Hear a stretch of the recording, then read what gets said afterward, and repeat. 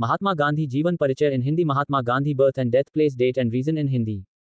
गांधी जयंती। महात्मा गांधी का जीवन परिचय, जानिए गांधी जी के जीवन से जुड़ी खास बातें। गांधी जयंती 2021। महात्मा गांधी का जीवन परिचय। महात्मा गांधी का जन्म 2 अक्टूबर 1869 को गुजरात के पोरबंदर शहर में हुआ था। महात्मा गांधी का जीवन परिचय।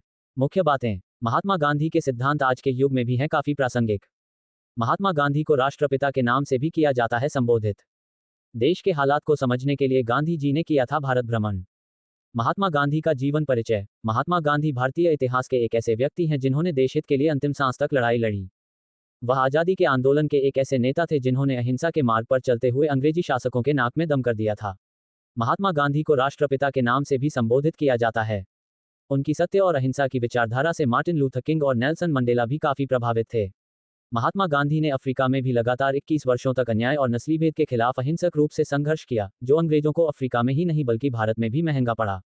महात्मा गांधी का पूरा नाम मोहनदास करमचंद गांधी था। उनका जन्म 2 अक्टूबर 1869 को गुजरात के पोरबंदर में हुआ था।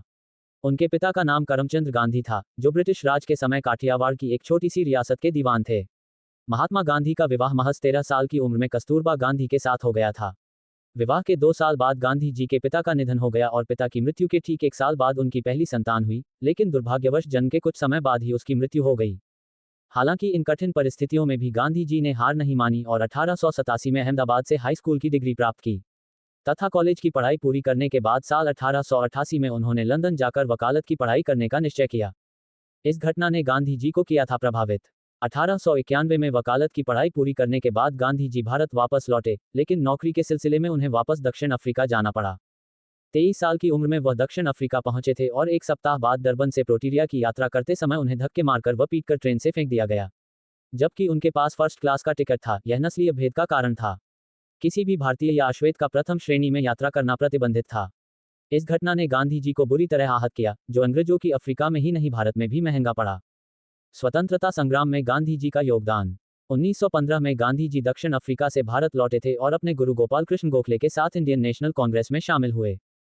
इस दौरान भारत गुलामी की जंजीरों से जकड़ा हुआ था और किसी एक ऐसे व्यक्ति की आवश्यकता थी जो स्वतंत्रता आंदोलन को एक नई दिशा दे सके।